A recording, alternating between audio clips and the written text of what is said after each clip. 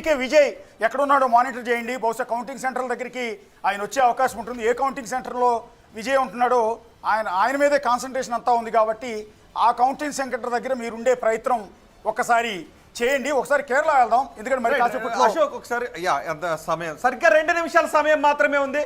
ఇంకొక 2 నిమిషాల్లో 5 రాష్ట్రాల్లో పోస్టల్ బ్యాలెట్ ని ఓపెన్ చేయబోతున్నారు.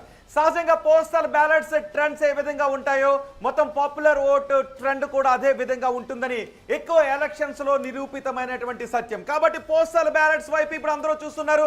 కేవలం 2 నిమిషాల్లో, ఇక 1 నిమిషం, 7:59 అయింది. ఇంకా 1 నిమిషంలో పోస్టల్ బ్యాలెట్స్ ఓపెన్ చేయబోతున్నారు.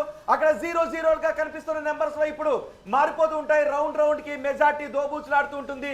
నేతల గుండెల్లో రైళ్లు పరిగెడుతుంటుంటాయి. హీట్ వేవ్స్ వారిని తాకుతూ ఉంటుంది. సో ఏం జరగబోతుందో మరొక నిమిషంలో సంబంధించిన ఇంట్రెస్టింగ్ ఇష్యూ ఏంటంటే అంతా కలిపి వాళ్ళ ప్రభుత్వ ఉద్యోగులకి రీసెంట్గా ఇచ్చిన దాని ప్రకారం ఇంట్లోంచి బయటకు రాలని